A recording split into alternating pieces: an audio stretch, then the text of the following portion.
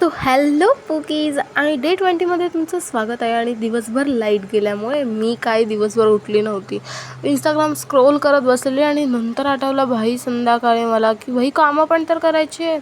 त्याच्यामुळे फटाफट आपण घरातला कचरा काढून घेऊया आणि सोबतच फरशीसुद्धा पुसून घेऊया, कारण ते पण तर एवढंच इम्पॉर्टंट आहे ना. आणि हे सगळं आवरतच होते तोपर्यंत आठवलं की वाळत घातलेले कपडे सुद्धा काढायचे आहेत आणि तो पसारा तर असाच ठेवून अजिबातच चालणार नाही.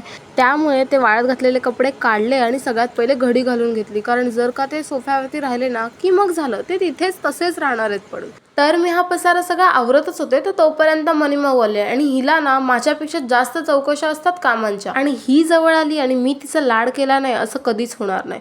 तर त्याच्यामध्येच माझा बराचसा वेळ गेला आणि थोड्या वेळानंतर मग मी आले किचनमध्ये. आणि किचनमध्ये आल्यानंतर सगळ्यात पहिले मी केली आहे साफसफाई इज डन. आणि त्यानंतर मला आठवलं की यार घरी अंडीच नाही आहेत आणि मला बनवायचं आहे फ्राईड राईस. त्यामुळे लगेचच खाली गेले आणि पहिले अंडी घेऊन आली आणि लागली लगेच फ्राईड राईसच्या तयारीला. तर इथे ना मी तेल चांगलं गरम केलं, त्याच्यामध्ये कांदा आणि नंतर आलं लसूण पेस्ट टाकली आणि लगेचच शिमला मिर्च आणि स्प्रिंग ओनियन ते सगळं व्यवस्थित फ्राय झाल्यानंतर इथे मी फ्राय केलेले अंडे सुद्धा टाकले आणि मग टाकलं सॉस म्हणजे चिली सॉस आणि सोया सॉस. त्याच्यानंतर राईस टाकला आणि इथेच मध्ये मी फ्राईड राईस मसाला सुद्धा टाकला होता अँड इट्स रेडी.